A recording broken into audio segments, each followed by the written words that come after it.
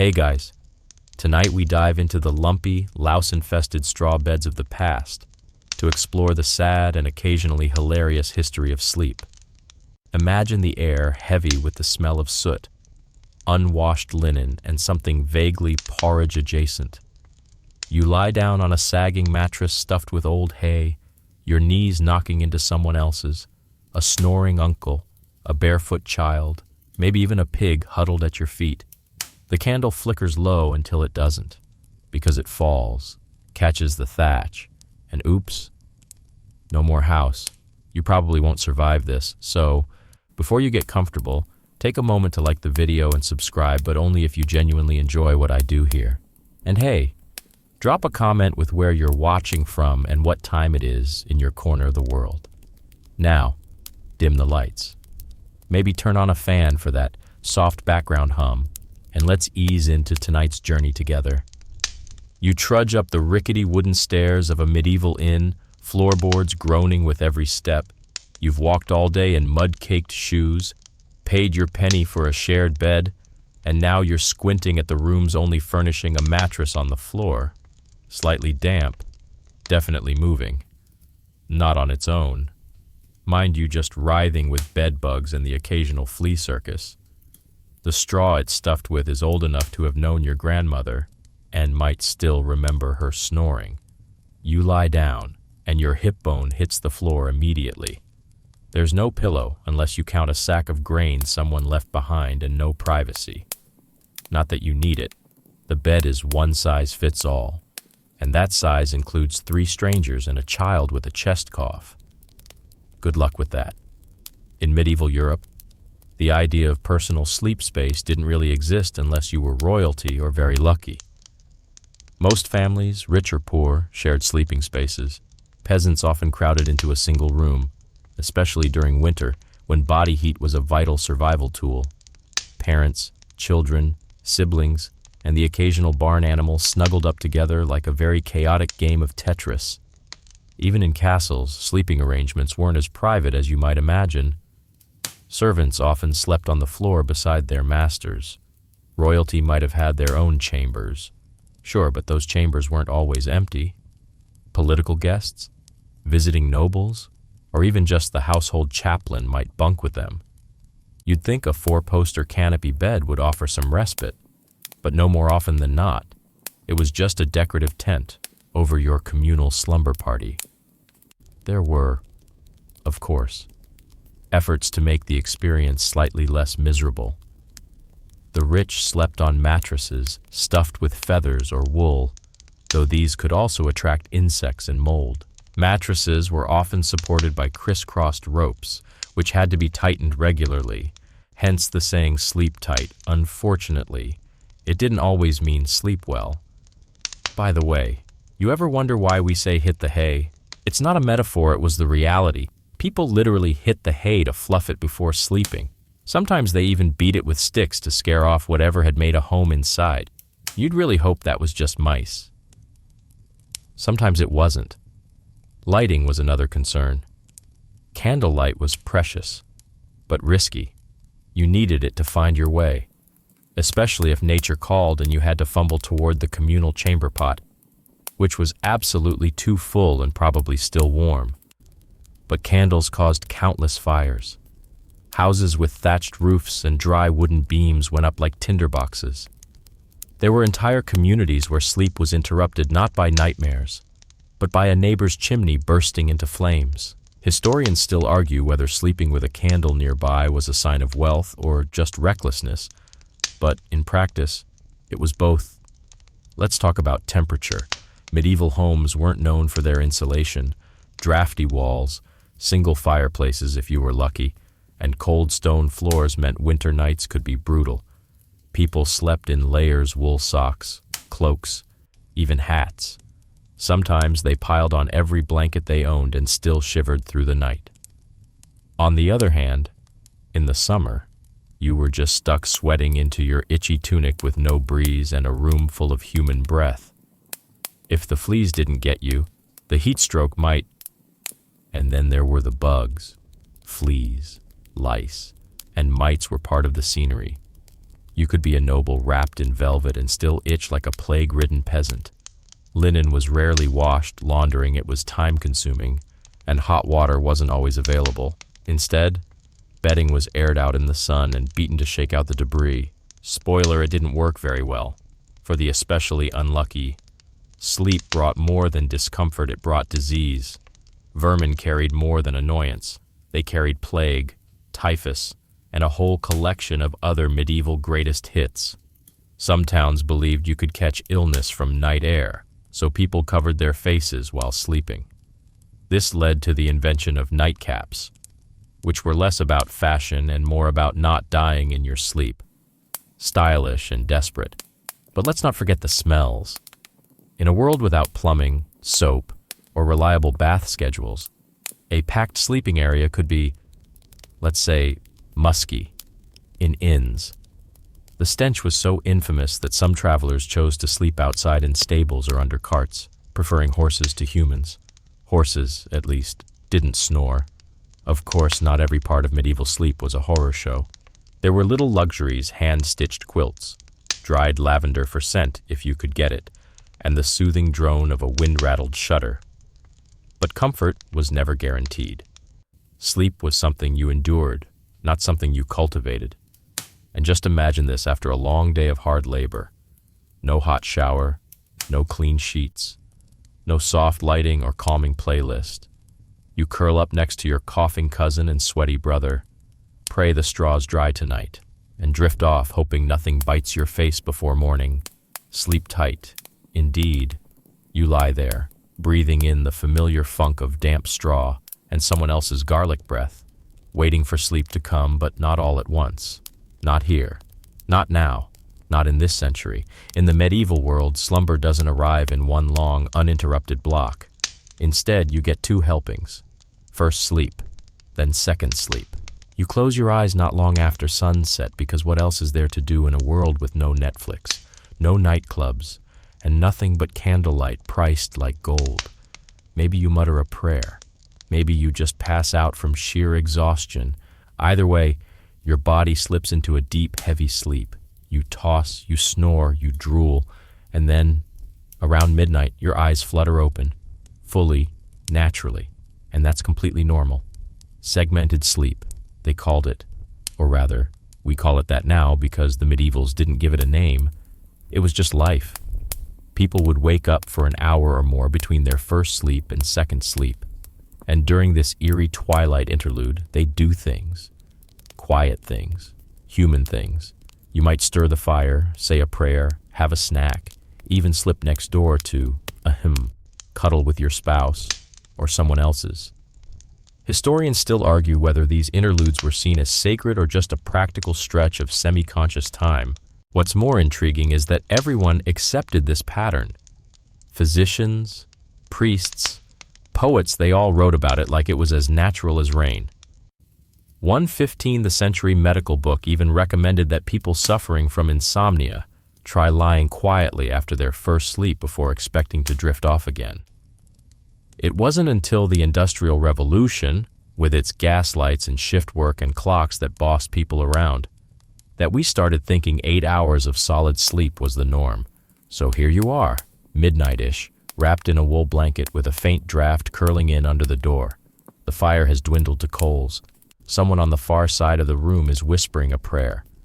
Another is just finishing up a bit of sewing. Yes, people actually sewed during their wakeful interval. Needlework by firelight. Because nothing says cozy night like stabbing your thumb in the dark. Monks used this window of wakefulness for devotions. The canonical hours, those sacred time blocks that governed religious life, included matins and lauds, often scheduled smack in the middle of the night. If you were cloistered, bells would drag you from bed, drive you into the freezing chapel, and push chants from your chapped lips. But even lay people considered this wakeful time good for the soul. More intimate prayers were whispered than personal, unstructured, the kind you murmur while staring into glowing embers.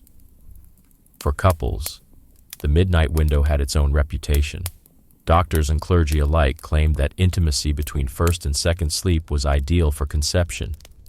You were well rested, calm, and the moon was doing something. Let's just say a lot of medieval babies started life between 1 and 3 a.m. in the soft hush of a world half asleep. And yet, not everyone used their wakeful hour productively. Some people just sat in the dark, listened to the owls, stared at the rafters. This wasn't insomnia, it was just what your body did when it wasn't bullied by electric clocks and 9 to 5 says. You might think, well, that sounds miserable.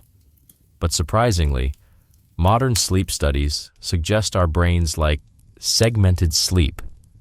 In one experiment, participants exposed to only natural light for weeks began to fall into the same first and second sleep rhythm unprompted. That weird middle-of-the-night wakefulness might be less a disorder and more a memory, locked in our DNA like a forgotten lullaby. Of course, not everyone had the luxury of lying still during their midnight gap. Servants might be stoking fires or tending to babies. Night watchmen patrolled town gates and castle walls, ears perked for thieves or fires or wolves. Some folks, especially in rural communities, used the interval to step outside, check on livestock, relieve themselves, or stargaze while avoiding stepping in frozen waste. Romantic, right? And then there were the dangers. The darkness between sleeps wasn't just a quiet time, it was a haunted one. Superstition ran thick at that hour. You might feel a chill, not from the draft, but from the belief that spirits were most active when the world was half awake. Stories of night hags, witches, and otherworldly whispers weren't just campfire tales, they were warning signs. That uneasy wakefulness. Maybe it wasn't just your bladder, it could be a demon crawling across your chest. People protected themselves, crucifixes above beds, iron nails driven into doorposts, herbs hung in bundles to keep the night at bay. All this, while somewhere in the village, a couple is sleepily sharing a crust of bread and murmuring about planting season. First sleep, wake, second sleep. This was the rhythm of the medieval night. And gradually the second sleep would arrive, often lighter, more dream-laced. You'd drift back down sometime around 2 or 3, depending on the season, and wake with the sun's first glow or the rooster's first screech. It wasn't a tidy 8-hour block, but it was normal. It was enough. As dawn begins to creep through the shutters and the fire breathes its last smoky sigh, you blink at the beams above your head and stretch out stiff limbs. Maybe you remember your dream. Maybe you don't. Either way, morning is here, and your odd, ancient sleep cycle has done its job. Just don't tell your modern boss you were awake from 1 to 2:30 a.m. Writing by candlelight. It's not likely to fly on your performance review. You wake up beside someone who is not your spouse, and someone else who is not your sibling, and possibly also a goat. This is not a mistake. This is just how sleeping worked for most people in the medieval world. Horizontal community living, whether you liked it or not.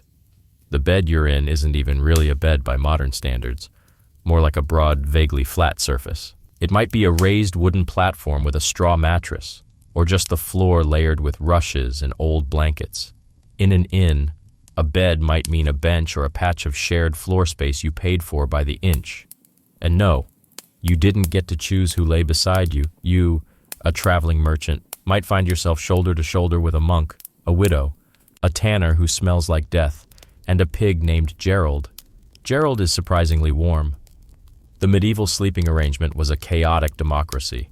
At home, entire families would pile together in one room because heating only one room was hard enough, and because keeping everyone close was safer. You couldn't risk a toddler rolling too close to the fireplace or a cow thief breaking in without notice. If you heard something go bump in the night, you hoped it was just your cousin turning over and not the neighbor's idiot son trying to steal your cheese again. And then there were inns. If you're picturing a quiet room with a lock and a single key, stop. Most inns offered what was called a truckle bed, a sort of slide-under mattress arrangement, or just a place on a long, communal sleeping bench. You might sleep 2 or 3 to a mattress, heads and feet alternating. This reduced snoring directly into your face, but it did nothing to protect against lice migration. People carried their own bedding if they had any, which meant a blanket, maybe a cloak, maybe an entire rolled-up sheepskin. You didn't travel light. You traveled prepared for war with straw mites. For a little more money, you might get a bedfellow, a stranger you'd pay to share a bed with. Yes, this was a thing. Sometimes it meant warmth. Sometimes, regrettably, it meant a proposition. Historians still argue whether bed sharing between strangers was mostly innocent or mostly transactional. Either way, you got what you paid for, and sometimes a little extra rash. In some communities, it wasn't uncommon to sleep in shifts. Not the modern factory kind, just groups of people taking turns lying down.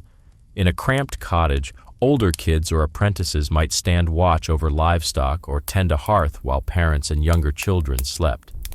Then they'd swap. Everyone took turns being warm, horizontal, and vaguely comfortable, or at least slightly less cold and upright. Monasteries, though, had their own rules. Monks often slept in dormitories, long halls of individual pallets neatly spaced, disciplined, but still communal. The idea was to avoid excessive comfort. Sleep was a necessary evil, not a pleasure. And there were always those midnight prayer bells to remind you that rest was not your life's calling, piety was. Back in the peasant hut, things got even weirder. Animals often slept indoors partially for their warmth, and partially because a stolen sheep could ruin your whole year. Chickens under the bench, a dog curled by the door, a calf in a corner pen. Their noises became the medieval version of a white noise machine. Moo, baa, snore. Privacy was a luxury most couldn't afford. Even in noble households, rooms weren't necessarily divided for sleeping. Lords and ladies might share chambers with squires, maids, or even visiting dignitaries. A curtain or a tapestry might offer a hint of separation, but that was about it. One 14th-century nobleman wrote of waking to find his manservant curled up at the foot of his bed, having slipped in quietly after stoking the fire. He was flattered. You'd be horrified. Some more paranoid nobles went full security mode. King Henry VIII, for example, had a bed that could fit 6 but often slept alone, or so he said. Even then, guards slept outside his chamber door, within earshot of any groans, crashes, or surprise assassinations. Because nothing says restful slumber like a halberd-wielding guy sneezing every 20 minutes. The idea of sleeping alone would have sounded strange to most people before the modern age. Loneliness wasn't romantic, it was dangerous. Sleep was a group activity, like dinner or plowing. And if you couldn't afford company, you improvised. Some people slept with dogs, others with sacks of grain or bundles of hay pressed against their backs to simulate the comfort of another body. Yes, they cuddled food. We even have records of bed warmers who offered their services not as lovers, but as literal bed heaters. They'd lie in a cold bed first, warming it with their body before the actual sleeper climbed in. Sometimes this was done out of love, sometimes out of employment, hopefully not both at once. Occasionally, the bed-sharing custom took a dark turn. With such little separation between people, bed-related disputes were inevitable. Elbows in faces, blanket hogging, accusations of wandering hands. There are court records from the 13th century involving fights that started in bed and ended with broken noses and a sheep running loose through town. Sleep tight. In smaller homes, even children didn't have their own sleeping quarters. They either squeezed into their parents' bed or into makeshift nests of cloth and fur near the hearth. Some households stacked sleeping layers parents below, kids on a raised wooden loft, and occasionally a brave cat up in the rafters. There's even a fringe theory that some communities used hanging cradles tied from beams. Imagine a medieval baby hammock swinging slowly while wolves howl in the distance. But while all of this sounds absurd to us, this overwhelming closeness, the constant proximity, remember in a time when warmth was rare, sleep was vulnerable, and danger crept in shadows. Being surrounded by others meant safety. You could trust the snoring beside you more than the silence alone. And so you roll over, bumping into a stranger's elbow, pull your blanket tighter, and try not to think too hard about Gerald the pig softly wheezing against your toes. You open one eye. It's dark, very dark. You can't tell if it's still night or early morning, but something's crawling on your neck, and it is definitely not your imagination. You swat at it, then again, and again. Welcome to medieval bedtime, less a relaxing experience, more an endurance test. Your sleeping surface might be straw, but it's not the fresh, golden kind from those quaint Harvest Festival illustrations. No, this is old straw, flattened, musty, and reused more times than your favorite socks. Insects have moved in. Mice, too, if you're unlucky. Some people tried layering herbs like pennyroyal or tansy between the bedding to ward off pests. But let's be honest, it was like spraying perfume on a compost pile. Still, people made do. If you were wealthier, your bed might be lifted off the ground, stuffed with feathers instead of straw.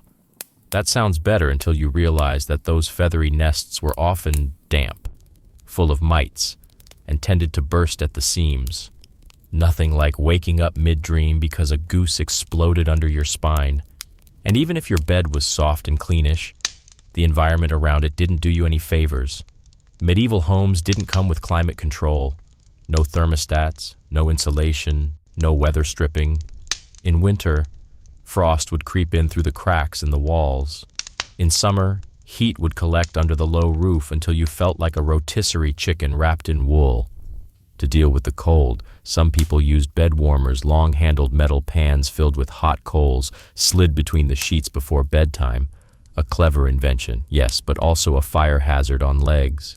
If someone forgot and left it too long, or worse, fell asleep with it in the bed, things could go from toasty to crackling inferno very quickly. Entire buildings burned down this way. Historians still argue whether such tools were considered household essentials or just the medieval equivalent of playing with matches. And then there was lighting. A single tallow candle could cost more than your dinner. Most folks tried to stretch it over multiple nights, which meant going to bed early or groping around in near-total darkness. That's assuming, of course, that your candle didn't sputter out while you were still halfway through your bedtime ritual, which usually involved checking for rats, chasing out a chicken, and making sure no one had stolen your blanket while you went to the latrine. Speaking of latrines, imagine trying to find one in the pitch-black night with no shoes. You've got two options: stumble out into the freezing courtyard and hope you don't fall into the actual cesspit, or use the chamber pot in the corner of the room.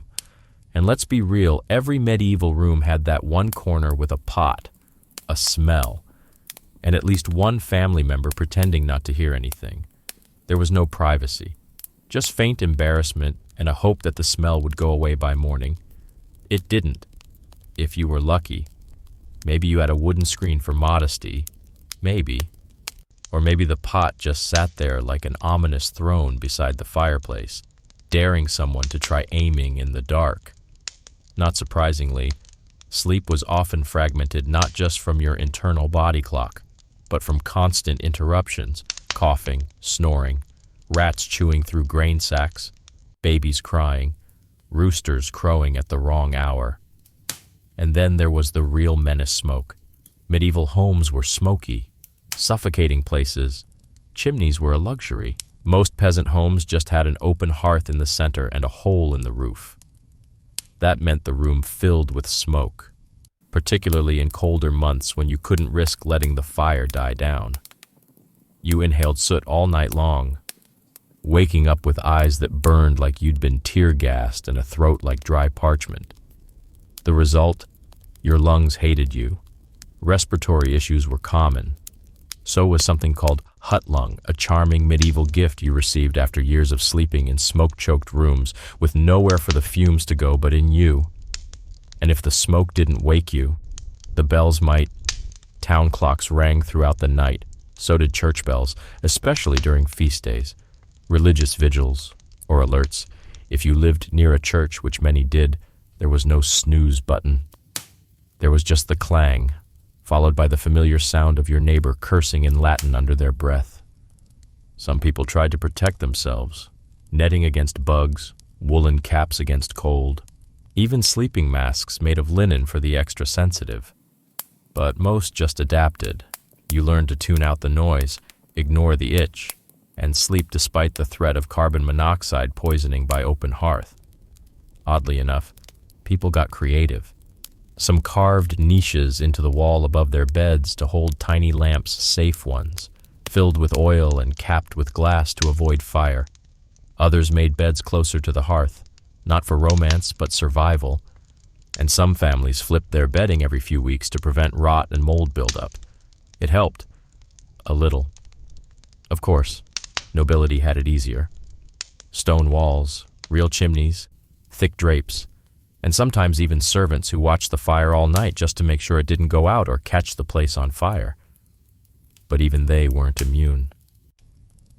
A candle knocked over by a page boy could burn down a manor just as fast as a peasant's hut. In fact, it did. Frequently. So you settle back in, eyes stinging from the smoke, ears straining for the sound of crackling that might mean fire. Your feet itch from flea bites. You smell a little like boiled onions and something sour. Someone nearby coughs again. You close your eyes and try not to think about the rats. And through all this, the world outside is perfectly quiet. The stars flicker. The wind hums through gaps in the thatch. For just a moment, it's almost peaceful, until someone knocks over the chamber pot. The bell rings, a deep, groaning sound that echoes through the stone corridors like a warning from the sky itself. You jolt awake, or maybe you were never fully asleep. Your thin wool blanket slips off your shoulder, and the cold air bites hard. The bell tolls again. Time for prayer. You are a monk, and your sleep belongs to God. Life in a medieval monastery runs on divine schedule. And that schedule has no interest in your REM cycles. The rule of St. Benedict, the blueprint for monastic life in the West, insists on strict discipline, prayer, and yes, regular interruptions of your slumber. You rise in darkness, your limbs aching, and shuffle into the hallway with your fellow brothers, each of you wrapped like burritos in itchy robes. No one speaks. The silence is sacred. You trudge through a corridor lit by flickering lanterns, the stone under your bare feet cold enough to feel biblical. The chapel doors open, groaning on ancient hinges. Inside, it's even colder. Candles sputter as a draft creeps through the stained glass windows. You kneel. You chant. The ritual begins. This is Matins, the midnight prayer, and it's only the first of many. Monastic communities followed a system called the Liturgy of the Hours, a divine routine that divided the day and night into timed prayers, matins sometime after midnight, lauds just before sunrise, prime, terce, sext, none, vespers, and compline. That's 8 mandatory prayer times, 8. Every day, rain or shine, wakefulness or exhaustion. Historians still argue whether this constant interruption brought spiritual enlightenment or just chronic sleep deprivation. But one thing certain, the monks believed they were waking for a reason. Night was when the world slept and the soul was clearest, when silence allowed the divine to whisper. After matins, depending on the order and the season, you might return to bed for a while, or you might stay up and go about your duties. Some monasteries allowed monks to sleep in shifts, granting short blocks of rest before the next bell. Others expected full wakefulness from the first chime to the last. In winter, when darkness lingered for 16 hours, the line between sleeping and praying blurred even further. Sleep was a commodity traded in devotion. The more you sacrificed, the holier you became, at least in theory. Even outside monasteries, religious influence shaped sleep patterns. Parish priests often kept bizarre hours, especially in towns with sick parishioners or funerals at dawn. Some nuns practiced mortification of the body, deliberately waking themselves throughout the night to deny their flesh the comfort of prolonged sleep. Others claimed visions came more frequently at night, so what was a little sleep loss compared to a chat with a saint, you, however, are not having a vision. You are cold, groggy, and unsure if you just drooled on your prayer book. As the chants draw to a close, your knees creak. You bow. You turn. You shuffle back through the corridor, past shadowy tapestries and cracked plaster. Someone behind you sneezes. You say nothing. When you finally collapse back onto your pallet, there's no guarantee of sleep. Your body is buzzing from the effort of remaining upright in a 39 degrees Fahrenheit chapel. Your hands are numb. Your thoughts keep wandering to that one note the choir monk missed during the third psalm. The night isn't over. It's barely begun. But that's the rhythm of spiritual life in the Middle Ages. Exhaustion was almost a virtue. You weren't meant to be comfortable. Sleep was granted, not expected. If you rested well, that was divine mercy. If not a test, one more hardship between you and heaven. And monasteries weren't the only places where God interfered with bedtime. In devout households, even commoners paused the night to say prayers. Some recited psalms aloud before sleep. Others crossed themselves at midnight if they happened to wake during the first-second sleep gap. Religious superstition ran deep. A nightmare wasn't just a bad dream, it might be a warning. Or worse, a sin. Some medieval thinkers believed that the devil tempted you most in dreams. Sleep was when your soul loosened its grip on the body. You became vulnerable to impure thoughts, to phantom touches, to nocturnal emissions, a polite way of saying your spiritual armor slipped and your mind wandered toward unholy subjects. Priests gave sermons about it. Books warned against sleeping without first purifying your mind. One 14th century guide even advised believers to sleep on their right side because lying on the left apparently made it easier for demons to whisper in your ear, to protect themselves. People performed bedtime rituals with almost superstitious rigor, crosses above the bed, sacred verses whispered as lullabies, charms stitched into pillows. Some households hung prayer rolls by the bed scrolls of scripture to read if you woke during the night. Literacy wasn't required. You could simply trace the symbols with your finger, murmuring their names like protective spells. In more elite homes, chaplains were often kept nearby, not just to lead services but to offer nighttime confessions. Imagine being woken at 3 by your Lord, in tears because he dreamed of a woman who wasn't his wife. You better be ready with some theological comfort and a fresh candle. But not everyone was thrilled with these nighttime devotions. Some reformers complained that monks turned prayer into ritualized torture. One anonymous chronicler wrote that monks would sometimes fall asleep mid-chant and keep singing nonsense for minutes before someone noticed. A holy racket, yes, but also a very sleepy one. Still, there was beauty in it. The stillness of a stone chapel under moonlight. The soft drone of Gregorian chants echoing like ancient lullabies. The brief flicker of candlelight on a carved wooden altar. For a moment, in your half-woken state, the cold and fatigue blur, and you feel it a strange, sacred peace. The kind that only comes at 2 a.m., wrapped in wool, listening to your own breath in a room built for silence. You crawl back into your bed. The bell has stopped. The silence returns. And somewhere, in the dark corners of your mind, prayer and sleep intertwine. You jolt awake to the scent of roses and hot coals. No, you're not in danger unless you count burning your foot on a warming pan, but you are in luxury. You've traded fleas and pigs for feather beds and fur, because tonight you sleep like a noble. Emphasis on like nobles didn't necessarily sleep better, just fancier. Your bed is massive, carved from oak or walnut. Its 4 towering posts hold up a heavy canopy embroidered with golden thread. Curtains hang on all sides, not just for show, but to keep out drafts and, more importantly, curious eyes. You're surrounded by rich fabrics, plush furs, and maybe even a goblet of warm, spiced wine on the side table, which doubles as a chamber pot lid. Classy. Servants have already done their rounds. One carried a brass pan full of hot coals and ran it between your sheets to warm them. Another checked your pillow, probably stuffed with down, or if you're really elite, with swan feathers. Don't ask how many swans had to die. It's best not to know. The nobility's version of bedtime was a theatrical performance. They changed into elaborate nightwear, sometimes made of silk or finely woven linen. Think long nightshirts with embroidered cuffs, velvet robes, and, yes, monogrammed slippers. If you think modern influencers invented bedtime fashion, think again. Medieval aristocrats were doing the get-ready-with-me routine centuries before TikTok, and they rarely did it alone. Getting into bed was often a group effort. Valets or maids helped with undressing, brought warm stones to tuck at your feet, and stayed nearby in case you needed anything. Water, more wine, a sword. That last one isn't a joke. Noblemen often kept weapons by the bed. You never knew when a jealous cousin or an angry peasant might burst in with bad intentions and worse timing. But let's not get too comfortable. Beneath all this pomp, noble sleep had its own peculiar downsides. The feather beds, though soft, could become lumpy or moldy if not regularly aired.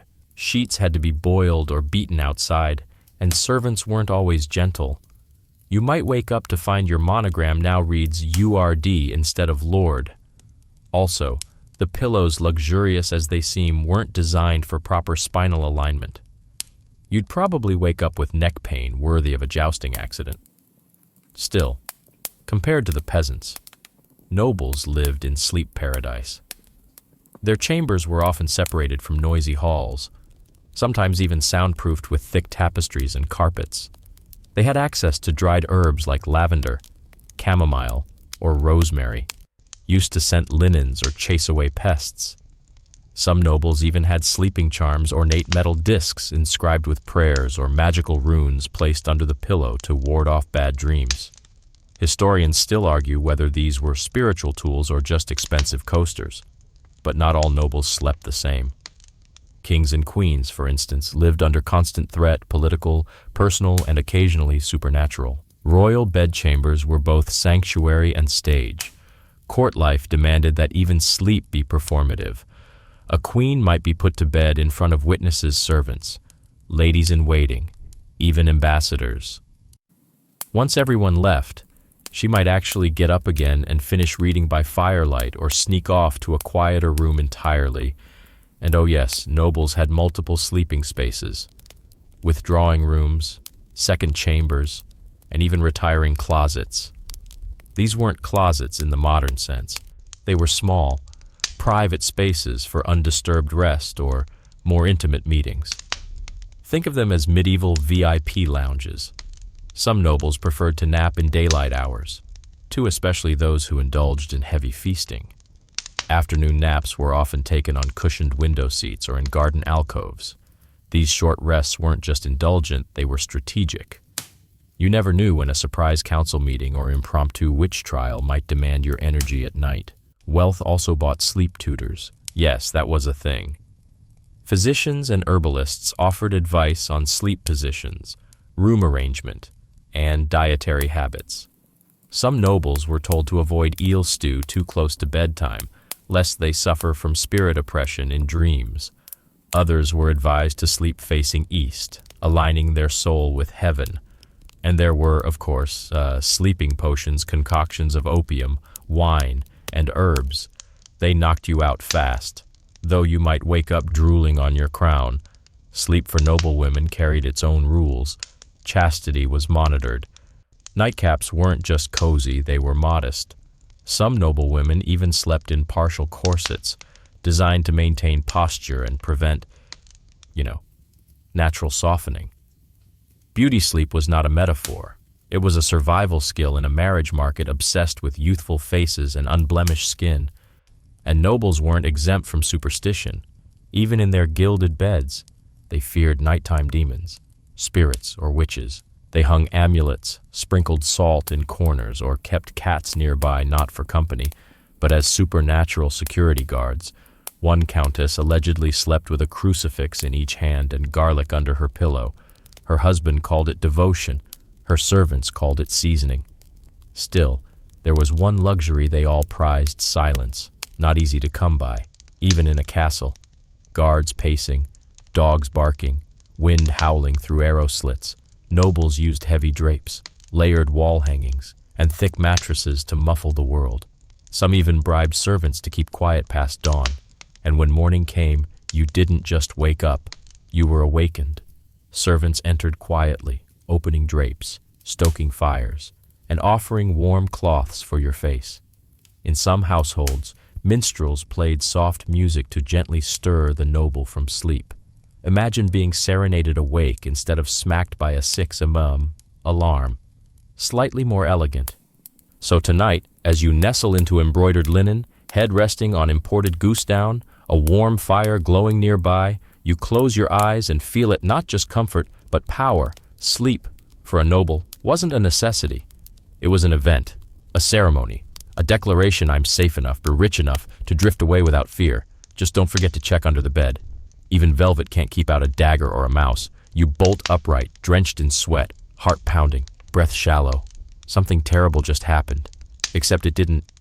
You were dreaming. Or maybe not. In the medieval world, it's hard to tell.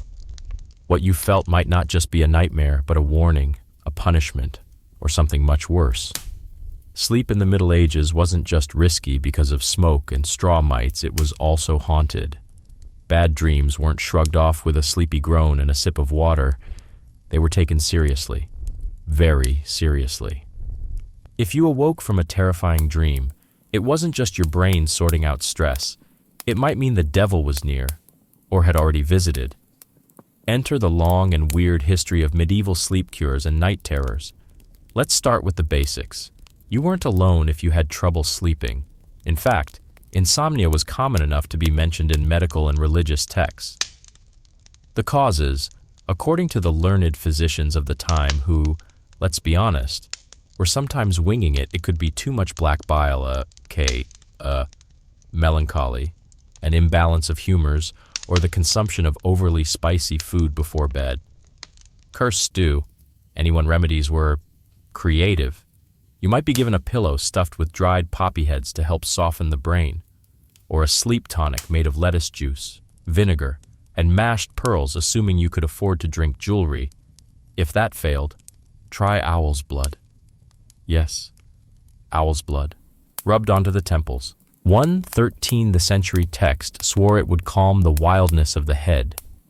Historians still argue whether anyone survived trying that. Some cures were spiritual. Priests might bless your bed with holy water or read psalms over your body. If your night terrors were especially intense, they could suggest exorcism, not because you were possessed necessarily, but because demons were known to invade dreams, particularly if you had been sinful. Or this is real. If you'd slept with your feet pointed west, the devil loved feet. Nightmares had names, specific ones. There was the night hag, a supernatural being that sat on your chest while you slept, paralyzing you with her weight and fear. We now call this sleep paralysis. Back then, they called it being ridden or hagged. And it wasn't just a figure of speech. People believed a real entity had entered their home and physically attacked them. To fight it, people kept iron objects near the bed, a knife under the mattress, a nail in the wall. Some tied hazel twigs above their pillows to trap malevolent spirits. If a hag did attack, you were supposed to spit 3 times, make the sign of the cross, and roll out of bed without touching the floor with both feet at once.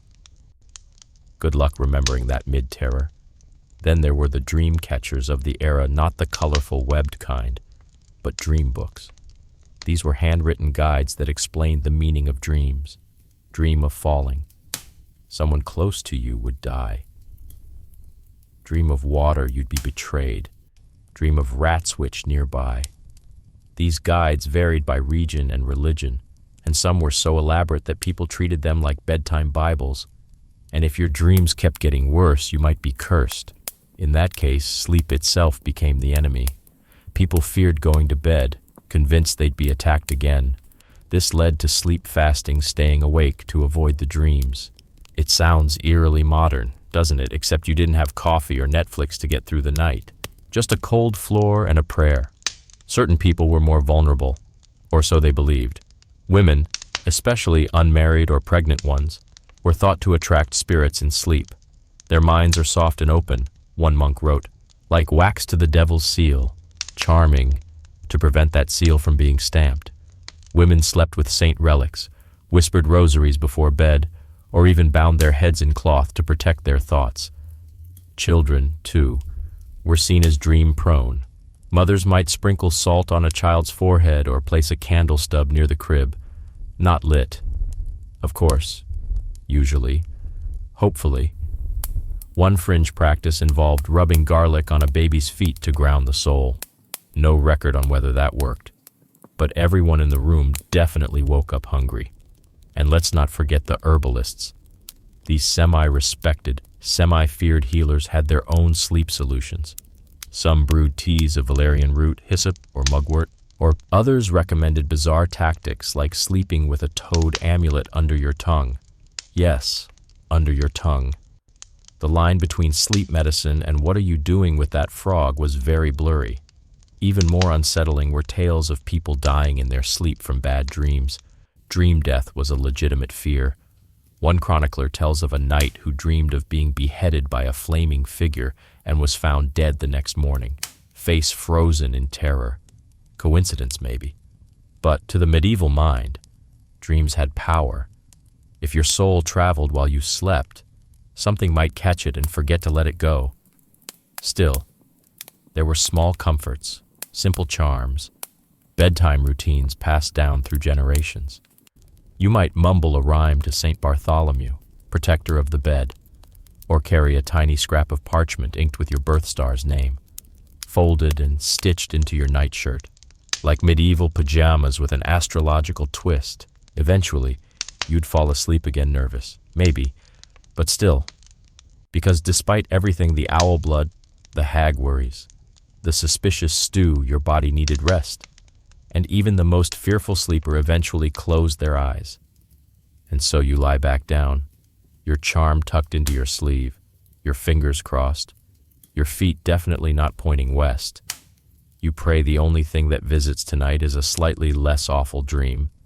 You lift the heavy tapestry and step into the chamber. It's dimly lit, quiet except for the crackle of logs in the hearth. There's a grand bed in the corner four-poster, velvet draped, feather stuffed, but you're not the only one here. Someone else is already asleep on the far side, and it's not your spouse. Welcome to the tangled politics of who slept where and with whom in the medieval world. You'd think the marital bed was sacred, that a husband and wife would share it nightly, free from intrusion, but that was often not the case.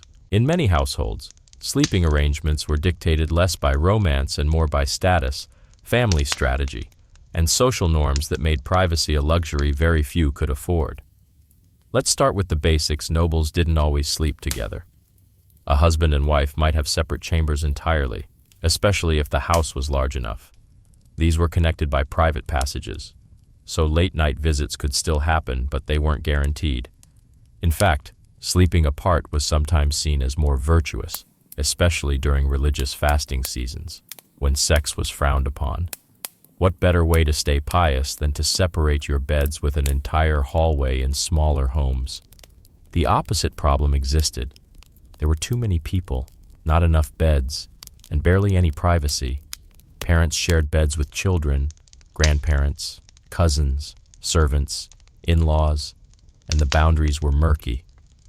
A young bride might find herself sleeping beside her husband and also his mother, just for warmth, just for space, just because even in noble households, the marriage bed was a surprisingly public space. It wasn't uncommon for servants to sleep nearby, either in the same room or on smaller pallets at the foot of the bed. Sometimes they were there for safety-armed guards or personal attendants, but more often they were simply part of the nightly routine. Need help pulling off your velvet socks at midnight? Someone's got you.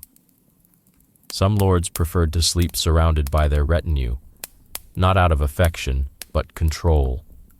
If you were a ruler or just a paranoid noble, you wanted ears nearby, people to hear your last will, witness your dreams, protect you from sudden death via poison, dagger, or let's be honest, your second cousin with a claim to your estate.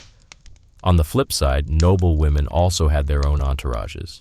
Ladies in waiting often shared chambers with their mistress, attending her before bed, praying beside her, and even sleeping on nearby stools or low pallets in case she woke with a nightmare, a thirst, or an overwhelming desire to complain about her husband, which, let's face it, was often, Now, this all seems a little crowded, but don't assume it was all innocent. Bed sharing blurred lines. That ambiguity worked in favor of intrigue and sometimes betrayal. Stories abound of secret lovers slipping into the wrong beds by accident, or jealous spouses planting servants nearby to eavesdrop. Some noble women were accused of infidelity simply because they slept too close to the wrong person. Never mind that wrong person might have been the only other person in the house not covered in chicken feathers. For those with more power, the rules were looser. Kings, for instance, often had official bedfellows, not necessarily lovers, but chosen companions who slept nearby. These men were sometimes confidants, political allies, or even foreign guests. Sharing a bed could be a sign of trust, or manipulation, or a well-planned alliance over morning porridge. Children, too, had oddly complex sleeping rules. In noble houses, infants were often placed in the mother's chamber, in wooden cradles that rocked gently, or if you were really posh, hung from the ceiling like a tiny swinging boat. Wet nurses might sleep beside the baby, and occasionally with the mother herself, especially in long, complicated postpartum recoveries. In peasant homes, babies were simply placed between parents or swaddled tightly and laid near the hearth, like a slow-roasting bundle of joy. But sleeping with others wasn't always about warmth or convenience. It was a social signal. Who you slept beside said something about your rank, your intimacy, and your influence. Being invited to share a bed even platonically could be an honor. Refusing could be an insult. One famous case from 13th century France describes a guest who offended his host by declining to sleep beside him. "Do you not trust me?" the host asked, apparently wounded that his bed was seen as something less than royal. Even legal customs acknowledged this complexity. Marriages were often considered consummated not by what happened in bed, but simply by sharing it. There are court records where couples proved their union by producing witnesses who had seen them lie together, fully clothed, under the same blanket.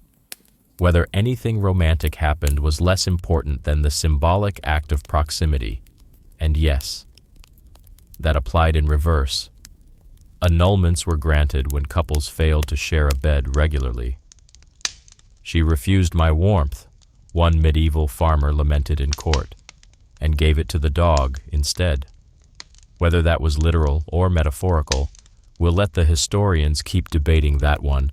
Gender roles played a strong hand in all this. Men often had more freedom to choose where and with whom they slept. Women, particularly noble ones, were bound by tighter expectations. They were watched, managed, guarded. A noble woman's bed was not just a place to sleep, but a symbol of her virtue. Too many visitors, too many changes of sleeping location, and rumors spread like butter on hot toast. Of course, peasants didn't care about half of this. Their focus was warmth, safety, and not waking up to find the dog giving birth on their blanket. Beds were shared because they had to be. No curtains, no pretenses. If someone farted in their sleep, you dealt with it. If someone sleep mumbled about taxes, you nodded in grim agreement. And yet, the intimacy of those arrangements forged bonds. In a world where the night was long, cold, and filled with real dangers, sharing sleep meant trust. Whether it was your spouse, your child, your servant, or just the neighbor who knocked and said his house smelled like fire, the act of lying down side by side was both human and practical. So tonight, as you pull your blanket over your head, someone shifts beside you. Maybe you know them, maybe you don't. Maybe they're a prince, maybe a pig. Either way, the night is long, and there's comfort in closeness, even if that snore is getting truly unreasonable. You jolt awake to the deep, metallic clank of something hitting stone. It's not a dream. It's your watchman's halberd, scraping the floor as he shifts his weight beside the doorway. You're under siege, or worse, on campaign. Either way, sleep's no longer about comfort, it's about strategy. In peacetime, sleep was barely manageable. In war, it became a gamble, Whether you were a foot soldier, a castle guard, or a noble commanding from the battlements, you had to learn how to grab rest in slivers, never trusting the night to stay quiet. If you're in a castle during wartime, sleep is a paranoid act. The gates are barred, torches sputter on the ramparts, and you, lord or lady, lie in bed fully dressed, maybe even armored, because nothing ruins a siege faster than having to lace up boots in the dark. Your chamber is high in the keep, close to the chapel, for quick confessions if it all goes south. The bed might be soft, the fire glowing, but no one sleeps deeply with enemies outside the wall. For castle garrisons, the night is broken into shifts. The wall guards sleep in 2-hour rotations. One sleeps while another watches, blinking against the wind and praying the enemy isn't clever enough to wait until 3 a.m. When everyone's brain is fogged with exhaustion, torches cast long, twitching shadows across the stone.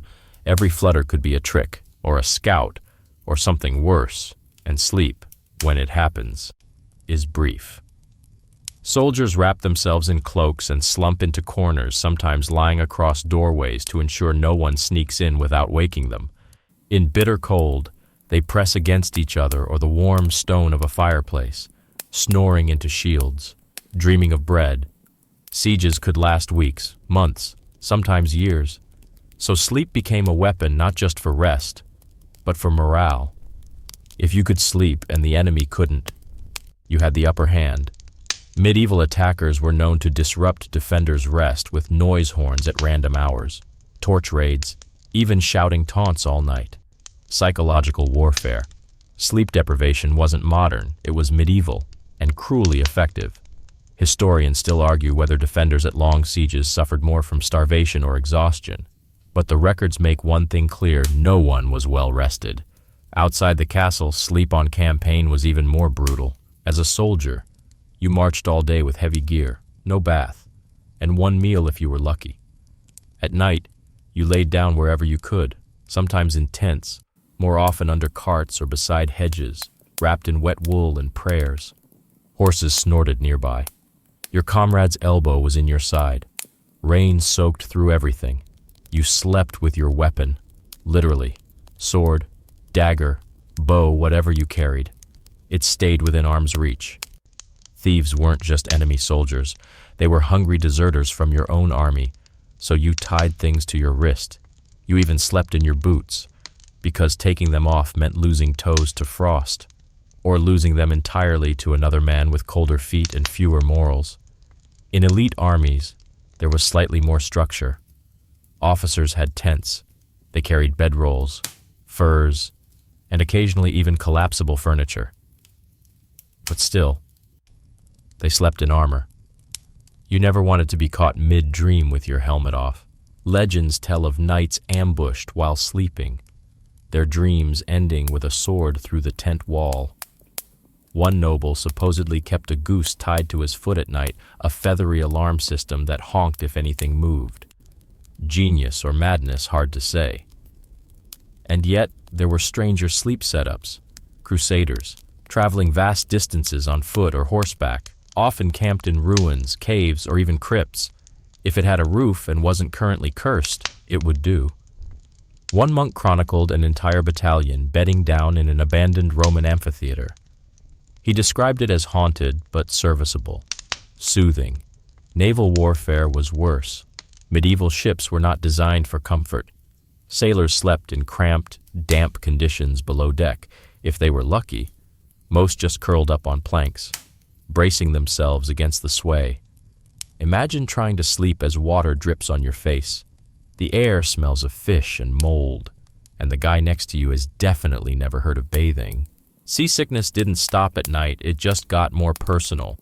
But even at home, during periods of unrest, sleep became tactical. Towns near conflict zones implemented curfews, originally couvre-feu, or cover fire, a signal to extinguish hearths and lock up, not just to prevent fire, but to enforce quiet. No one was to be out after the bell, and if you were, guards had every right to question, detain, or worse. Peaceful sleep depended on a well-policed night. For rulers, war changed everything. Kings and queens slept light. Assassins were a real concern, especially in times of political instability. Servants slept in the doorway. Dogs lay at the foot of the bed, trained to bark at the sound of unfamiliar footsteps. Guards rotated outside every hour. A royal might sleep in a different room each night, or even in a look-alike decoy bed, just to stay ahead of enemies.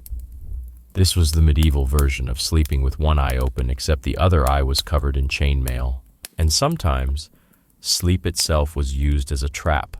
Legends tell of false truces where one side invited another to a banquet, let them eat, drink, and doze, and then struck as they slept. The most infamous of these involved a noble wedding party lulled into comfort, only to be massacred in the early hours, still in their nightshirts. There's a reason Shakespeare milked that trope so often. Still, war or not, sleep had to happen. Even in chaos, even in fear, soldiers developed a knack for slipping into slumber between tasks, leaning on walls, crouching by fires, sitting on horseback. Microsleeps weren't new. They were just less optional. So tonight, as you roll over in your straw blanket under the shadow of a castle wall, you listen to the sounds, boots on stone, the whistle of wind, the sleepy murmur of a comrade. Your sword hilt rests against your ribs. The fire crackles low. You close your eyes not because it's safe, but because it's necessary. Because even warriors dream. Something is sitting on your chest. You can't move. You can't scream. You're awake at least. You think you are, but your body won't respond. You're pinned, breath shallow, heart racing. In the corner of the room, a dark shape shifts, watching, waiting. This isn't your standard medieval nightmare. This is the night hag. Throughout Europe and beyond, people feared nighttime visitors, beings that crept in while you slept, not as dreams, but as real, malevolent presences. The most famous of these was the night hag, a figure known by different names across cultures but always terrifyingly similar. She came in the night. She sat on your chest. She crushed the breath from your lungs. And sometimes, she whispered things you couldn't remember by morning, but felt all day long. Today, we call this phenomenon sleep paralysis. But in the medieval world, it wasn't a neurological glitch, it was a full-on supernatural assault. If it happened once, you were unlucky. If it happened regularly, you were cursed.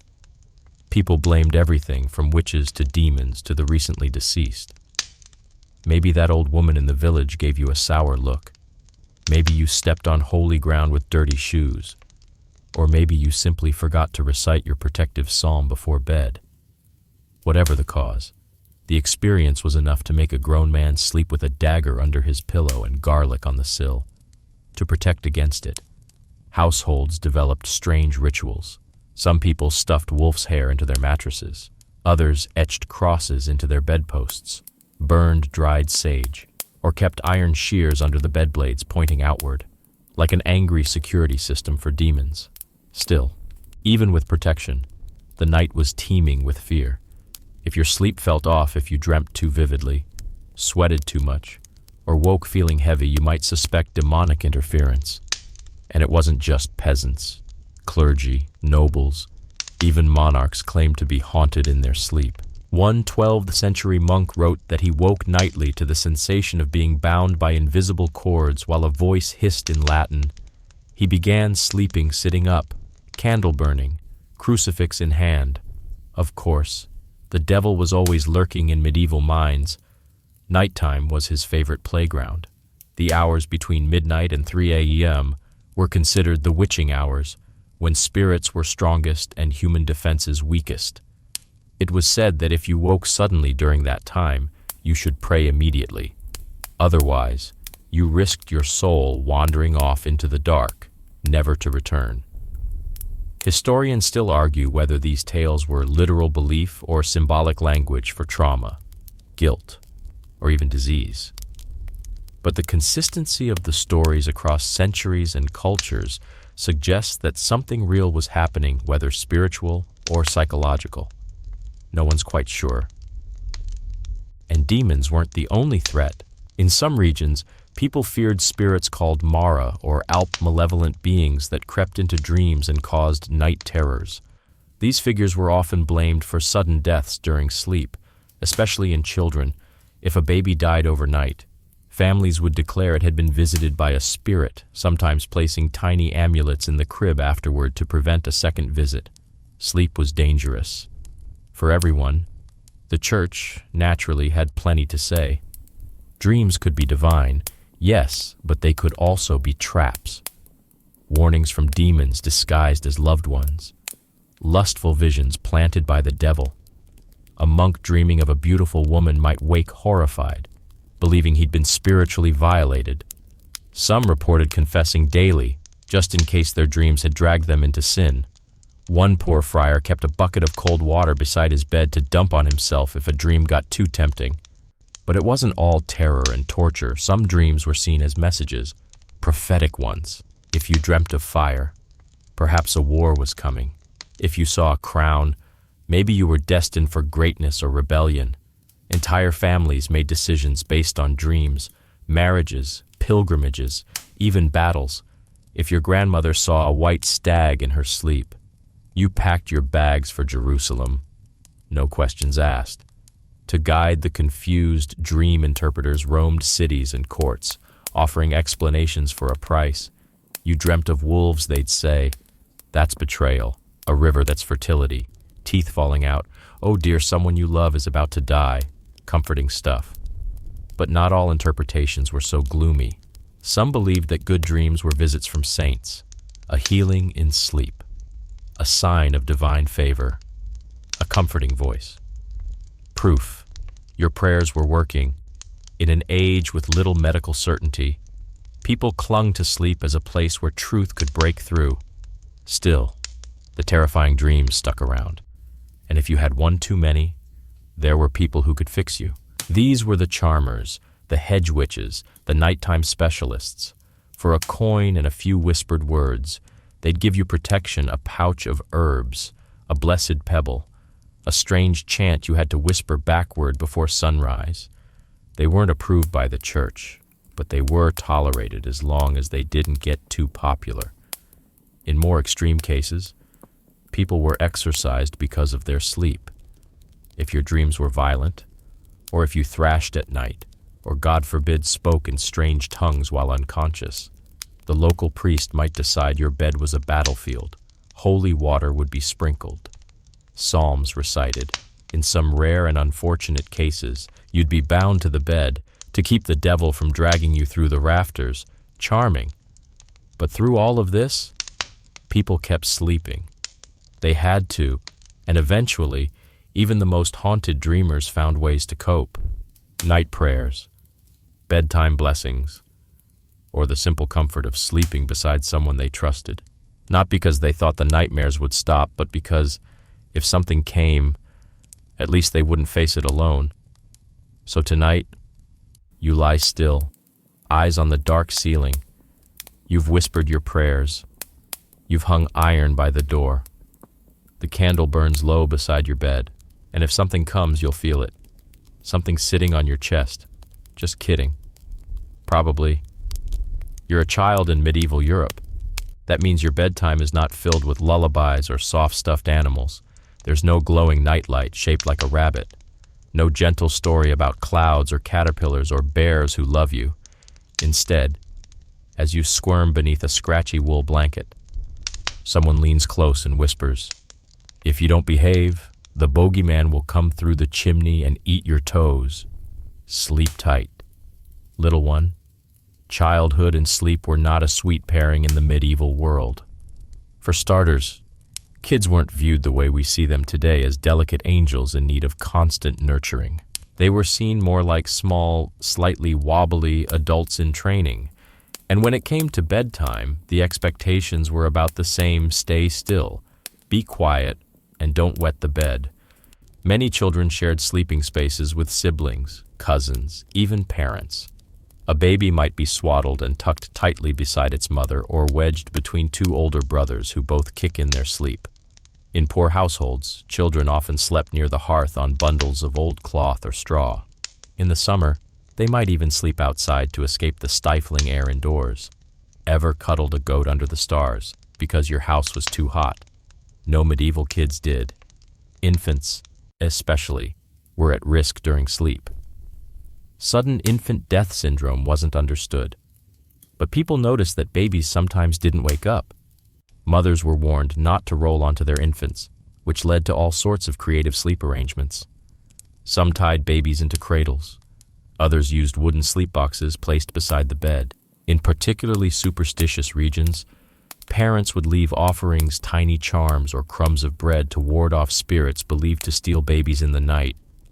These spirits even had names, like changelings or night elves, and if your baby was unusually quiet or fussy, you might suspect it had already been switched. To prevent this, some families perform protection rituals. A circle of ashes around the cradle, a blade under the mattress, an old shoe nailed to the wall. Yes, an old shoe one that smelled like the child, making it harder for fairies to steal their soul. Fragrant stuff. For toddlers and older kids, the bedtime routine included more than just lying down. They were told stories. Not gentle ones, morality tales, warning stories, lessons delivered through fear. You might hear about a disobedient boy who wandered too far at dusk and was taken by wolves, or a girl who didn't say her prayers and was swallowed by the ground. These weren't bedtime stories. They were threats with rhythm.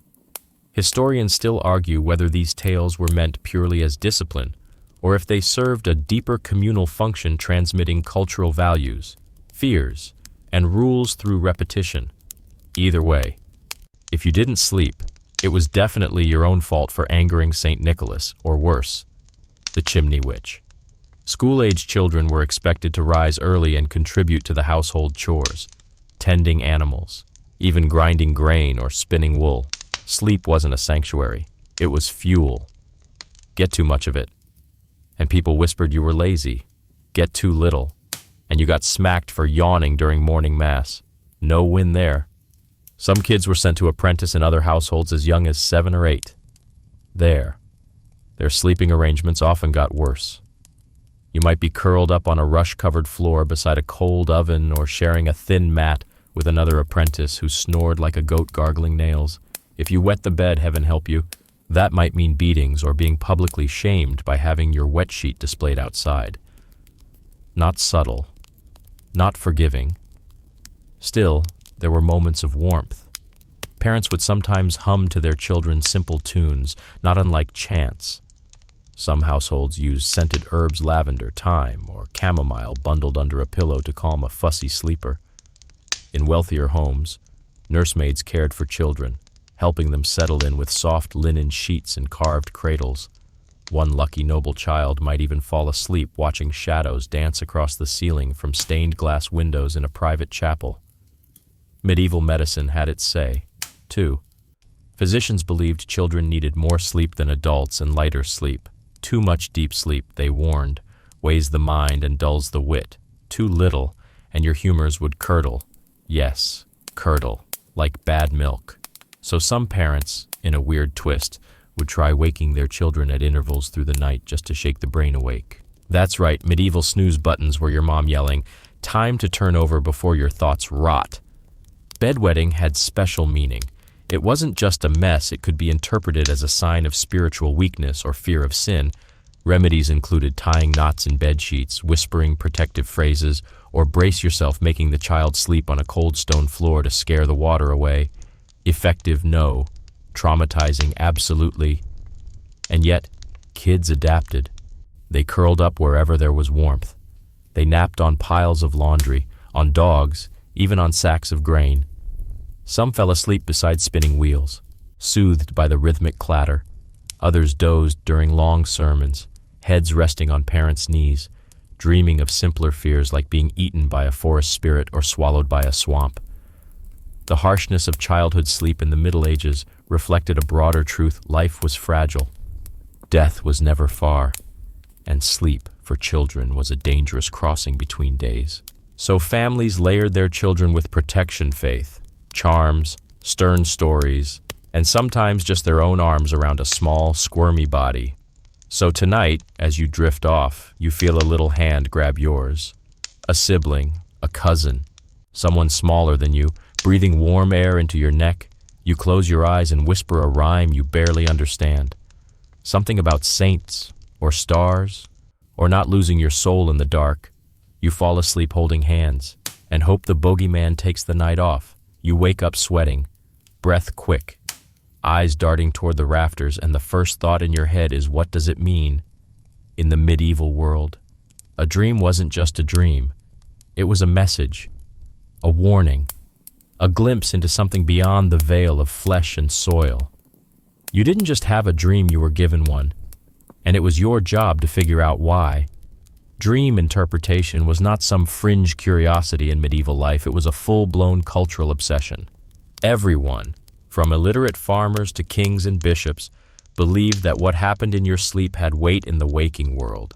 A dream could save your soul, or damn you forever. No pressure. Say you dreamt of a white stag. Sounds nice. Right. Not in the 13th century. That might mean you're about to be hunted by fate or find yourself on the wrong end of a royal decree. Water dreams were equally tricky. Clear water might be divine grace. Murky water, temptation, and snakes. Almost always a bad sign. Unless they spoke Latin, then it was probably a saint in disguise. Historians still argue whether these interpretations were genuinely believed by all or strategically used by the powerful to justify their decisions. Because here's the twist: dream reading wasn't just for insight, it was for influence. Kings often consulted dream interpreters before battles. Bishops prayed for visions before trials. Entire towns might halt construction on a church because someone's cousin saw a burning tower in their dream. One nobleman delayed a wedding because his bride dreamt her veil turned into a spider web. Another marched an army into the wrong valley because his sleep was troubled by a crow. Feathers ruin everything. Books of dream lore circulated across Europe. These weren't dusty scrolls locked in monasteries, they were popular manuals. A typical dream guide might list hundreds of scenarios. Dream of flying pride, falling punishment, bread prosperity, rat's treachery. If your teeth fell out, death, obviously. Whose death? Yours, probably, or your neighbor's. Either way, unsettling. Church figures had mixed feelings about all this. On one hand, the Bible itself contained dreams, visions granted to prophets, kings, even wise men. So clearly, God could speak through dreams. On the other hand, if every farmer started basing their life choices on visions of talking oxen, society might get chaotic. So the church set guidelines. A dream might be divine, but it had to align with Scripture. If not demonic, toss a little Latin at it and go back to bed. Still, religious orders kept dream journals. Monks would record particularly intense visions, sometimes waking the entire cloister to share them. A dream of a burning stairway might prompt a day of fasting. A dream of the Virgin handing out bread that called for a celebration, or at least extra loaves at breakfast. Not all dreams were cryptic metaphors. Some were prophetic. At least, they were believed to be. The story of Constantine's dream, the one where he sees a flaming cross in the sky. In hoc signo vinces, in this sign you shall conquer, was retold in countless churches and courts. If he dreamt his way to victory, why not you? So people prayed for dreams. They actively sought them. Before sleeping, some would drink herbal teas designed to open the mind. Others lay on their backs, arms spread, eyes closed, but chanting softly. A few fasted for days, believing an empty belly left more room for visions. Desperate, yes, but also deeply human. Dream incubation, yes, that's a thing, was practiced in sacred spaces. Pilgrims visited shrines specifically to sleep there, hoping the saint would visit them in a dream. Healing dreams were especially prized. If you saw Saint Apollonia touching your aching jaw, congratulations, your toothache might be gone by morning. Or, at the very least, you'd feel blessed about still being in pain. But interpretation was tricky. A single symbol could mean multiple things. Fire could be passion or destruction. A dog might symbolize loyalty or betrayal, depending on how it looked at you in the dream, and context mattered. Dreaming of blood after eating pork, probably just digestion. Dreaming of blood after accusing your cousin of theft. Definitely an omen. Because dreams weren't just internal, they were communal. Families would share them over breakfast. Townspeople gossiped about them at the well, and courts listened with interest when a noble claimed divine instruction via a vision. It wasn't unusual for land disputes to reference dreams. My grandfather appeared to me and told me this field is mine. Sounds ridiculous now, but back then, perfectly admissible folk evidence. There were dream interpreters by trade, usually older women, herbalists, or traveling wise folk. They'd listen quietly, ask questions, and then offer their reading. Sometimes it cost a coin, sometimes just a loaf of bread. Sometimes the answer was worth neither, but still, it felt real. And when you couldn't find an interpreter, you did it yourself, or tried. People kept dream notebooks, scraps of parchment with rough sketches and hasty guesses. Saw a fox in a tree. Fox equal sign cunning. Tree equal sign family. Cousin Theodore is plotting again. Sleep became detective work. Exhausting, maybe, but entertaining. Of course, not all dreams were taken seriously. Some were laughed off, especially if they were embarrassing or involved flying naked through a cathedral.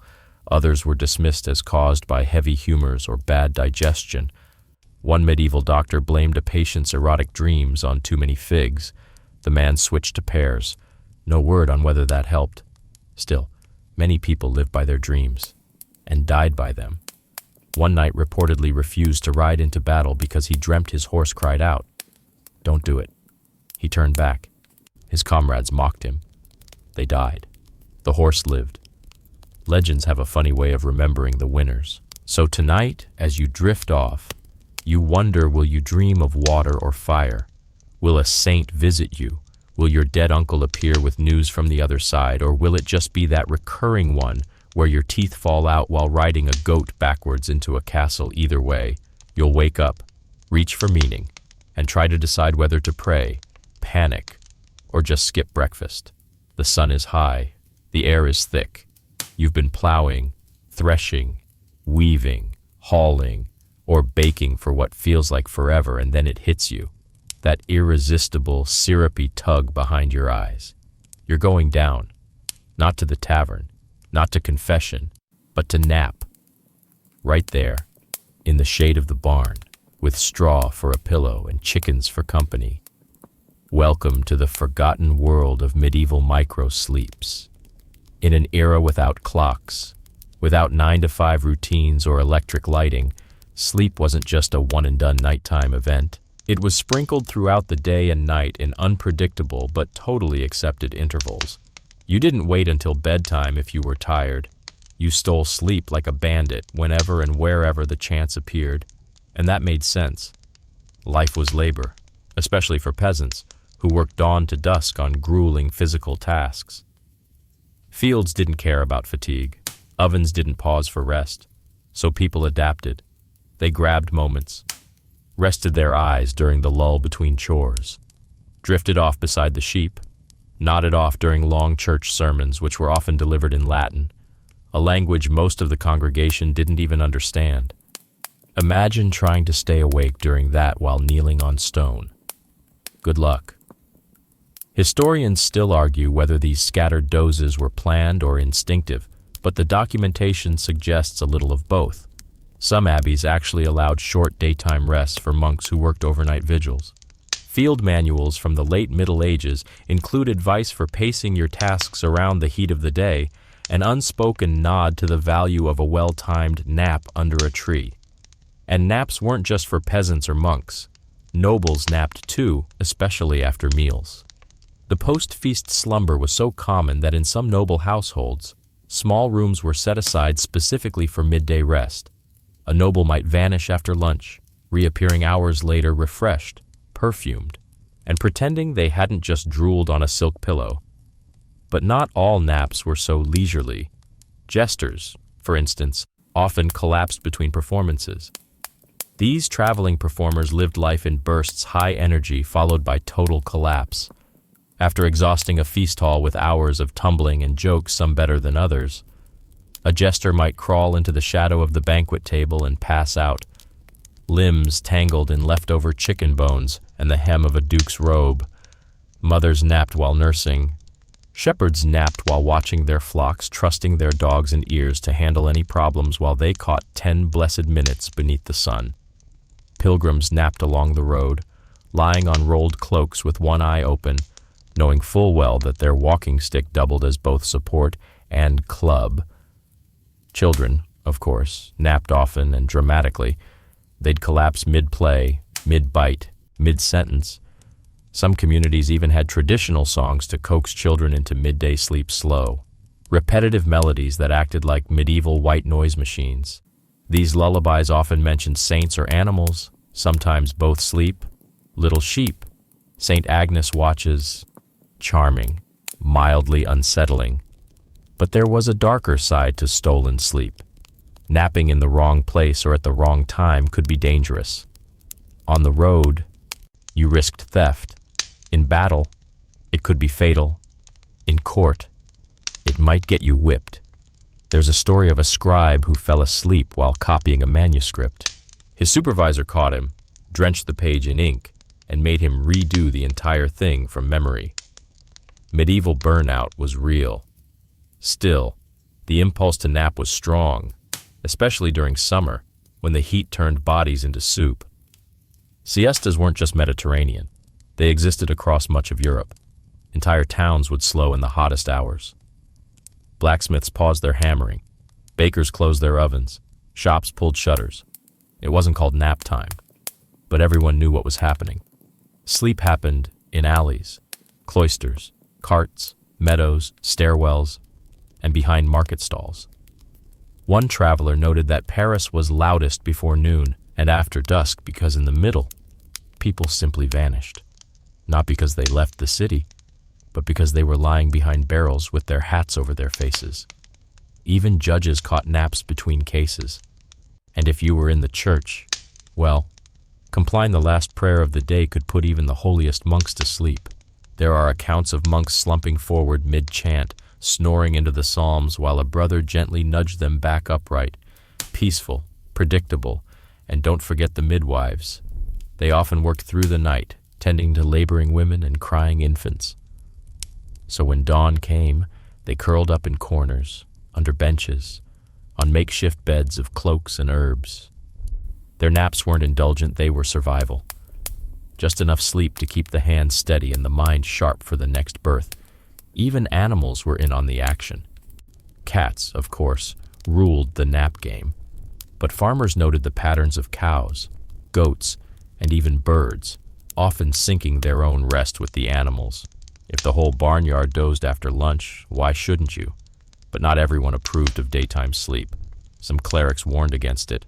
They said too much rest dulled the spirit, weakened the body, invited sloth, one of the 7 deadly sins. After all, one preacher declared that the man who naps while his Lord is abroad invites Satan to the pillow. He must have been fun at parties. Despite the warnings, people kept dozing, because life was hard, and sleep, even in fragments, made it bearable. It was a rebellion, a quiet pause, a moment when the world's noise softened and the body remembered it was human. So today, as you wander through the bustling medieval village, you find pockets of sleep everywhere. A fisherman snoring beside his net, a butcher's apprentice curled against the wall, a priest, head back, dreaming through his own sermon. And as the sun warms your eyelids and your shoulders go slack, you let yourself fold into it, just for a moment, just enough, because even in the most brutal of centuries, 10 minutes of sleep could feel like mercy. You blink awake on a straw pallet, but something's different. There's parchment on the table, a candle still burning, stubbed low in its holder, and beside it notes, observations, measurements. Someone's been watching sleep, not just living it, not just fearing it, but studying it. This is where the science begins, or at least something like it. The medieval world wasn't completely asleep at the wheel when it came to understanding sleep, but it wasn't exactly enlightened either. Sleep was seen as necessary, yes, but also mysterious. precarious, and often tinged with the supernatural. So when early Renaissance thinkers began poking at it with quills and curiosity, they were breaking new ground, slowly, cautiously, sometimes hilariously. Before sleep became a laboratory topic, it lived in the hands of physicians, the kind who thought sneezing was proof your soul was trying to escape. They worked with the four humors: black bile, yellow bile, phlegm, and blood. Everything in your life, your mood, your health, your dreams came down to these bodily juices being out of sync. And sleep. That was when the natural heat of the body withdrew inward to digest food, leaving your limbs cool and limp, like a rotisserie chicken, but medieval. One physician claimed that sleep happened when vapors from the stomach rose into the head and clouded the senses. So if you ate too much, you slept too heavily. If you fasted, you dreamed more vividly. Another theorized that sleeping face up increased your chances of prophetic visions, while sleeping on your stomach might summon impure urges. Guess which one monks were told to avoid? Historians still argue whether these early ideas count as real science or just philosophical rambling wrapped in Latin, but they did lay the groundwork for something bigger. By the 14th and 15th centuries, you start to see more structured thinking. Physicians began recording patient sleep patterns when they slept, how long, what they dreamed, what they ate beforehand. One Parisian doctor in the 1390s kept a chart tracking the correlation between sleep complaints and moon phases. Spoiler, the moon always got blamed. And sleep disorders?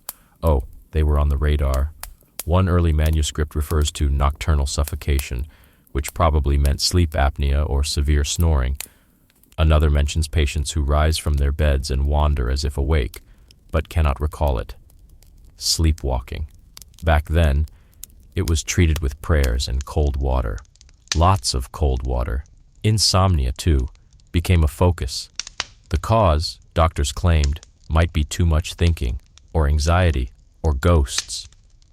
But usually they leaned toward digestive issues. If you couldn't sleep, they prescribed warm milk, lettuce broth, and sometimes mashed poppies mixed with honey. Effective.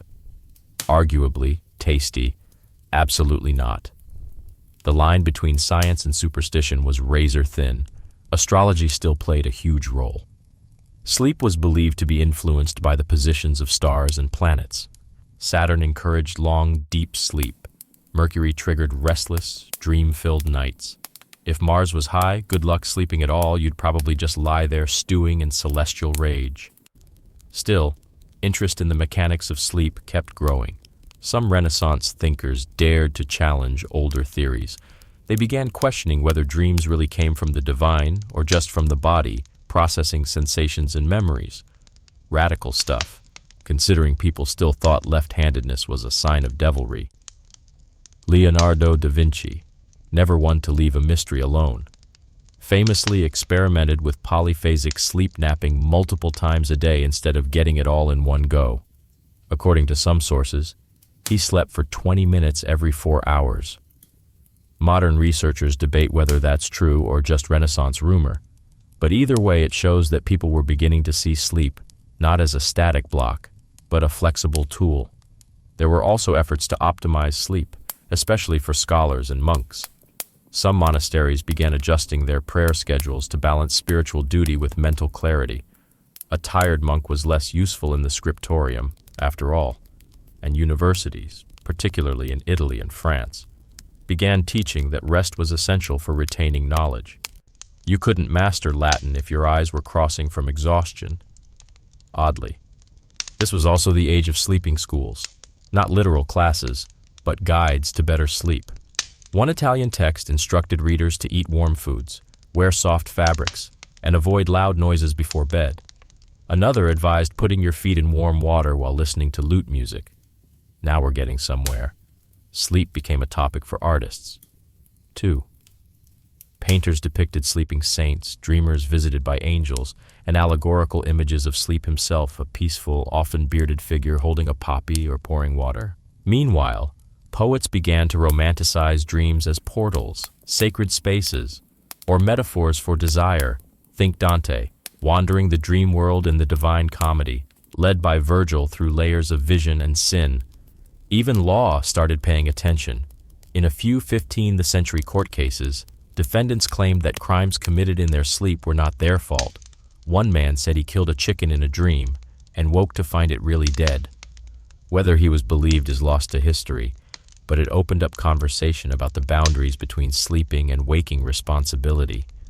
Slowly, sleep was leaving the domain of fear and entering the realm of curiosity. It wasn't just a time to survive, it was a time to understand. What made it good? What made it bad? Could it be improved?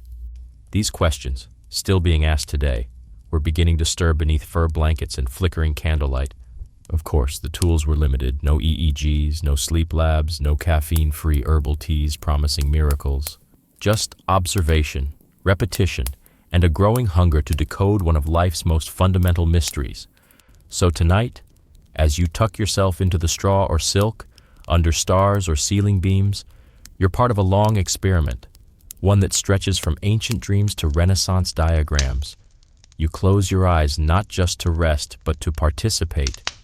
Somewhere, a monk once did the same, and tomorrow, he'd write down exactly how long it took before he started dreaming of a two-headed ox holding a crucifix.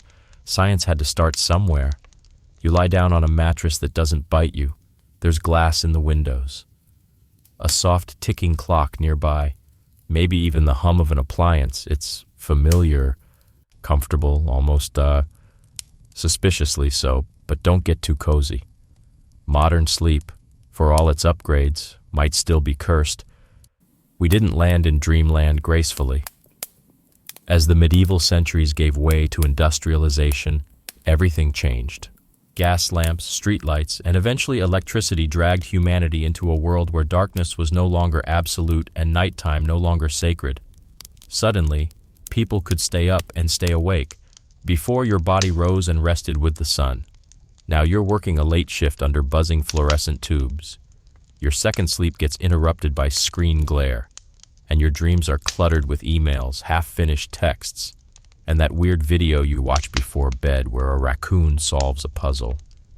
In a strange twist, as we improved our physical comfort, we fractured our mental rest. The invention of artificial lighting obliterated the first and second sleep pattern. We began chasing 8 uninterrupted hours, squeezing sleep into tight rectangles between alarm clocks and morning commutes.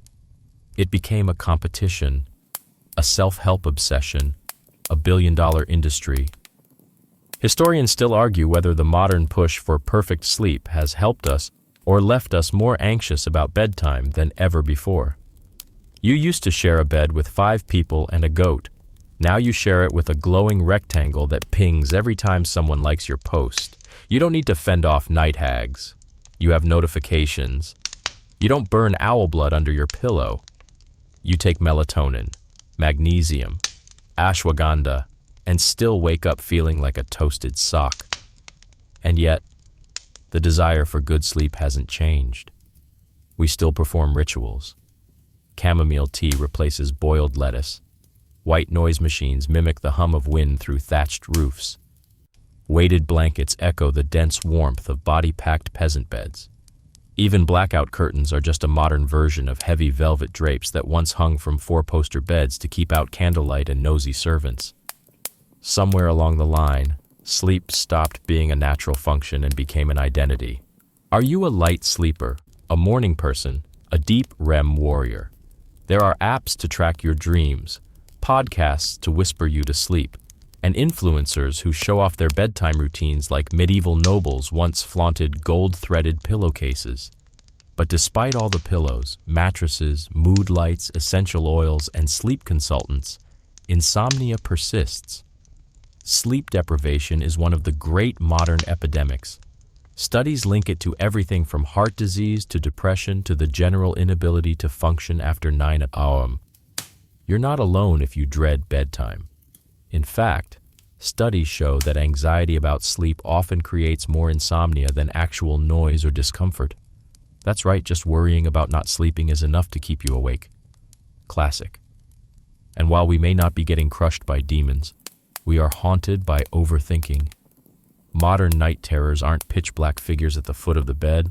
They're emails you forgot to answer, conversations you replay in your head, the endless scroll of things you should have done. Sleep isn't attacked by the supernatural anymore. It's ambushed by thought. But here's the comforting twist: not everything has changed. We still whisper to ourselves in the dark. We still keep a light nearby. We still wake from strange dreams and wonder what they mean. We still reach for a hand beside us, whether it's a spouse, a child, a pet, or even a stuffed animal that's been through the laundry one too many times. We still sleep in fear, but we also sleep in hope. Hope that the next day will be gentler, that our bodies will reset, that the noise will quiet down. Just enough for us to slip into that warm, weightless place. So tonight, as you lie in your modern bed, maybe with memory foam and an AI-powered alarm, you're not so different from the farmer curling up beside his dog, or the monk blowing out a candle, or the noblewoman adjusting her nightcap just so. Sleep, for all its changes, remains one of the most human acts. Universal, necessary, mysterious, and a little bit sad. Sad, because we've lost the communal aspect, the gentle shuffle of shared breath in a crowded room, the whispered stories, the ambient goat noises. We've gained comfort, but we lost the closeness, the quiet rituals that reminded us we were never alone in the dark. And yet, maybe if you listen closely, you can still hear it. That long, slow exhale from centuries past, the great collective sigh of humanity, settling down for the night. So now, as your eyes begin to flutter and your thoughts soften into fog, just breathe, slow, gentle.